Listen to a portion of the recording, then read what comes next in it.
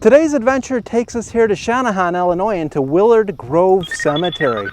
Now, this cemetery has about 1,400 graves.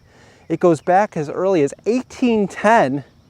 Roxanne Willard is the first interment here. We're going to try to find her grave today.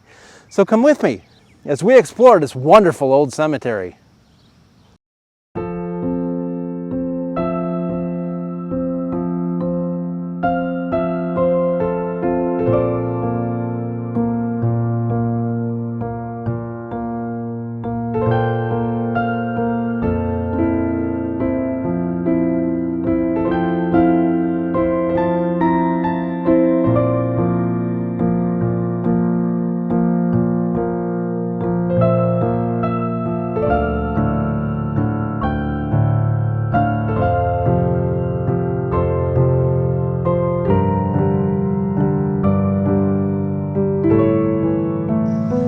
Okay, everybody, here we are for another exciting cemetery adventure.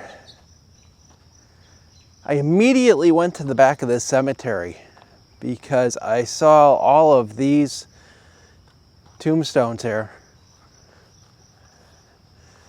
Very old ones. I wanted to capture them first. Let's see what we can read today.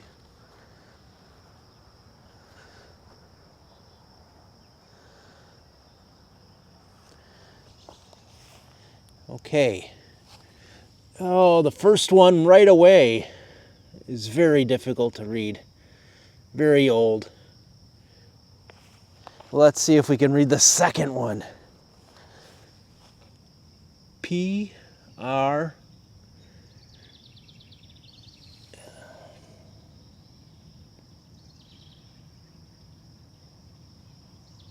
Looks like a P. Looks like an R. I don't know. Wife of C.H. This looks like Chester.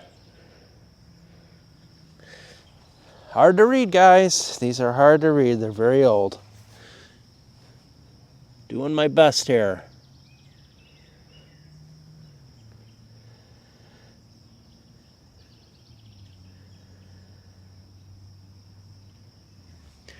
I don't know. Very hard to read. This one might be a little easier as I say that now. Maybe you could read it better on the screen. Looks like an H or an R. Something. I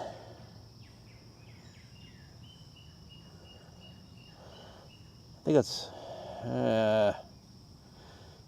I'm striking out. I see wife. There's W of somebody. I am striking out. Swing and a miss again. This caught my eye over here, though. Bottle of something and a little scrub brush, as if somebody was in here cleaning something and somebody got out of here really quick and just left this. Don't know what that's about. Let's go to the back here.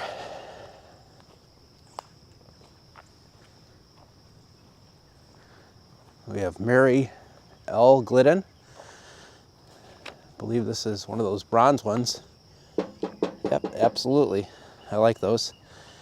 Those won't fade away. Died 1887, 61 years. Stephen Glidden died 1900. You can see down there, Glidden name. Ella. That's an interesting name. Adelbert. I've never seen that before. Got Elmer.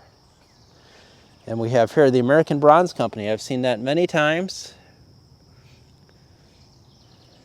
They did a lot of these metal monuments.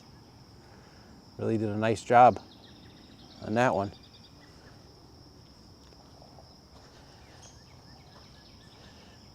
We see Elda F. That's a neat tombstone as well. Is this metal? Yeah, it's a metal one. We have another one right over here. Mills is the name. James Mills died 1853. Young man of 34 years of age. Eunice Mills died 1886. And let's see what we got on the back here. Infant daughter died 1852, age 14 days. So she died 1852. Then he died 1853. And then here we have gathered home. Really nice. You wonder if they still have relatives that know that they're here. Maybe, maybe not. Here's one that's right next to an absolutely huge tree. Let's see if we can read this. I have to. Probably not.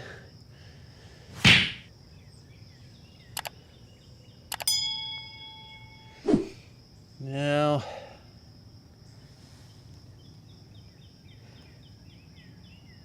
you know what I've noticed too with these? I'll go on Find a Grave and I'll find photos of some of these tombstones from, say, 10 years ago. And you can still read them on the photos pretty well. And just in 10 years, these things have really deteriorated to the point where you can't read a lot of them. All right, what do we got here? A-R-M-I-N-D-A,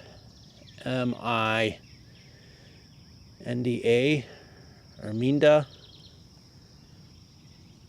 wife of, looks like Charles, somebody.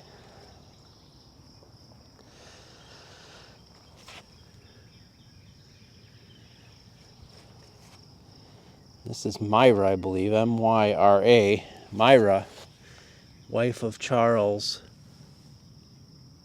McGowan, it looks like, on that one. This is a neat one. This is a tall rectangular one. I can't believe this is still standing. This is a good 4.5 feet tall. This is a great marker.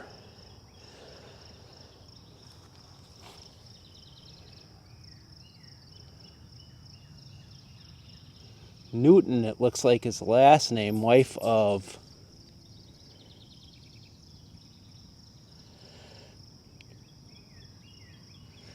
this one's hard to read though. Great marker. And we have Elizabeth McGowan here, died 1857 or 52 it looks like.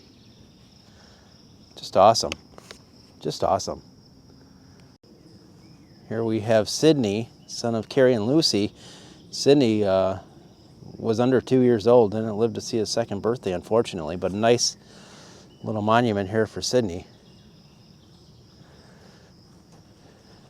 Let's see what we have over here. A lot of old tombstones.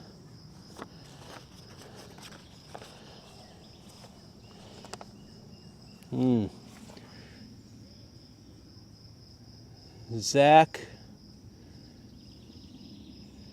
I thought it would be Zachary, but it's Z-A-C-H-A-R. It almost looks like an L. I'm not sure.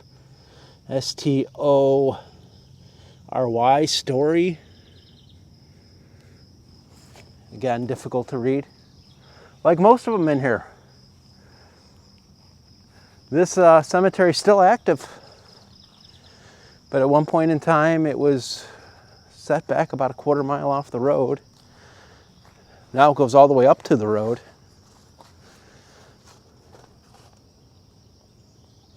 Yeah, this one I'm not even going to attempt to read. It's going to be unreadable. There's another McGowan here. This one's marble. Phoebe, 1868, and she was wife of William and Libby. Their daughter, unfortunately, barely a teenager when she passed away. Jessup, E-A-M-E-S, Eames, 1856 it looks like, November the 1st perhaps. Oh, these are great. Look at the shape these are in. How do these stand the test of time?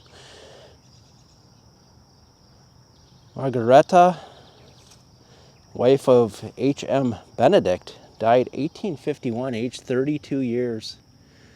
And then there's an inscription there at the bottom, which it's hard to read. And we have Albertine, wife of Isaac Jessup, died 1855. These are in just remarkable condition. Just remarkable. And we see Isaac Jessup died.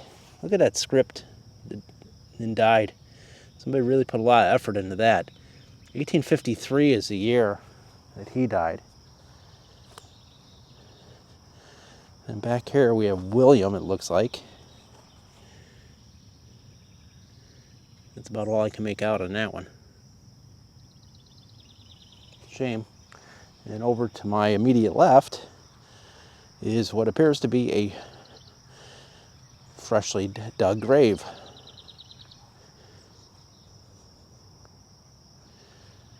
No markings as of yet. Okay, here we are, the Willard family plots. This is who the cemetery is named after, the Willard family. Here's William Willard, Company A, 39th Regiment, Illinois Volunteer Infantry, I'm sure, 1847 to 1914. Civil War veteran. You can see the GAR there on the top. Very nice tombstone.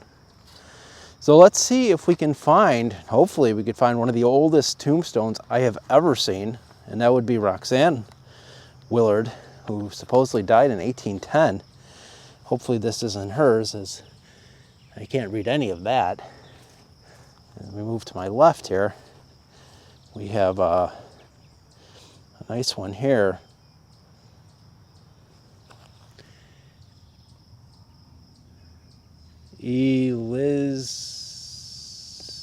Elizur W. Sage. It's an interesting name. 1884, aged only 10 months. For that little girl, tombstone is intact, however, has fallen over.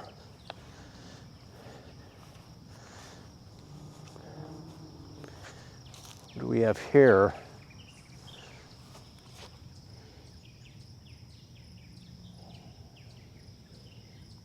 Something son Willard, of course.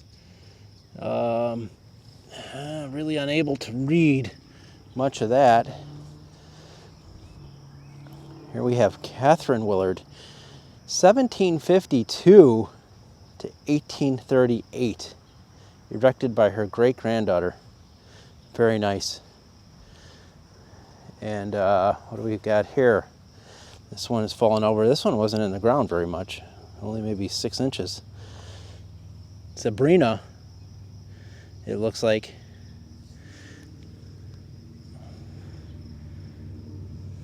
Died, it's like 1860 something, if my eyes are correct. Oh, this is it. This is Roxana. This is Roxana, right? Wife of, you could still read it. This is incredible. This is absolutely incredible. Roxana, wife of Reuben Willard.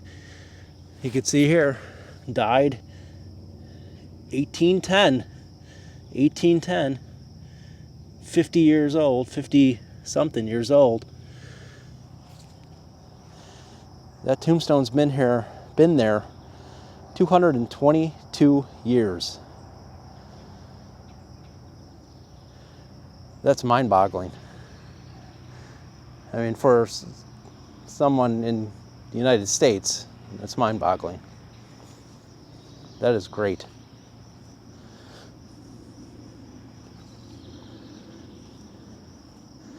There's a couple here that are sort of broken up. William is the name on this one.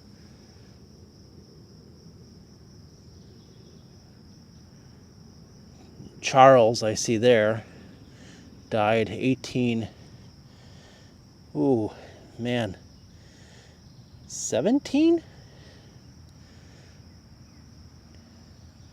Not sure. that's another old one. Very old tombstones. Just great.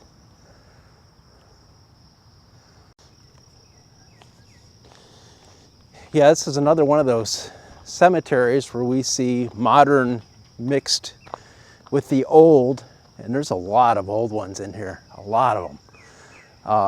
I want to walk up toward the front of the subdivision. I want to walk up toward the front of the cemetery, and looks like there's a couple of markers up there I want to check out. I mean, I could just stop in any one of these rows and check out some old markers. As a matter of fact, I think there's one here that might be Civil War, so let's check this out. Let's see what we got here. Got James Hart. 5th Massachusetts Military War of 1812. Okay, not Civil War, but impressive nonetheless. We got an old one here.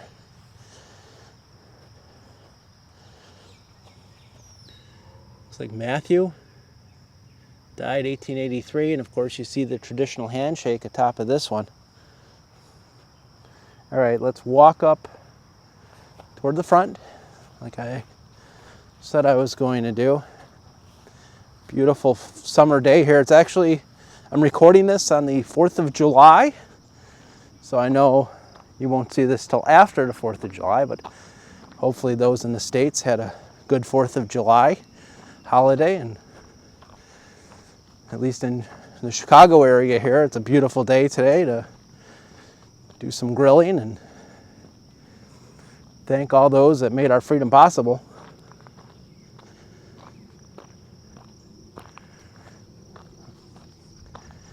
Okay, we're coming up. I thought this was a neat contrast here. We have what appears to be an old obelisk alongside perhaps a newer one, or at least a marble one.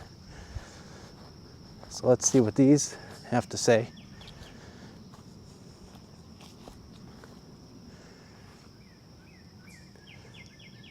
Beautiful, about 12 feet high.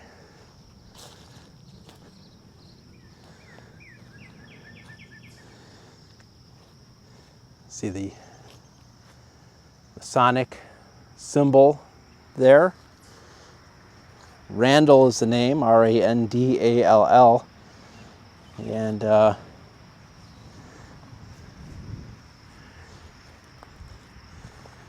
fortunately, that's really all I can read on that one. And that other obelisk here, about the same size, about 12 feet tall. This one, marble. It says Mother. And Randall's name on this one as well, 1891. So this is still an old one. Just hasn't worn as much due to the fact that it is marble. 1882, Father John Randall. Great stuff. Another beautiful obelisk draped on the top, like most are. This was interesting. I've never seen one that's kind of rounded like this. It's an oval type shape, Albertine. It's like daughter of someone, died July 29th, 1873 it looks like.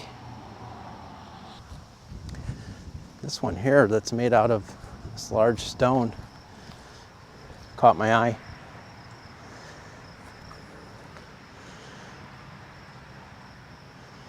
Oscar is the name. Oscar Theodore, 1840, 1893. To my dear husband, he has moved a little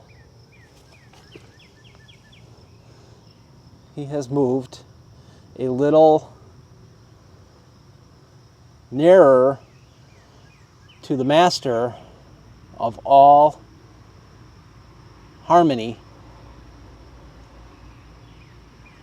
And here it says Jane Lewis Randall, 1840 to 1927, buried at Västerås, Sweden. And Randall's the name. Really nice inscription. So happy I could still read that. I'm going to go over here as I see these old markers over here. I'm like bouncing all over the place, folks. Stay with me before I get there. There's some here in the ground. Daughter of, yeah, these are, although these are still readable, they do need to be dug out. I don't have a shovel with me, or, you know, you get a little gardening shovel, you could probably dig those edges out so they can be read again.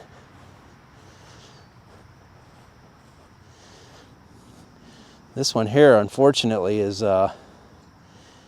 nearly completely decayed. I see Worthy here, July 6, 1875.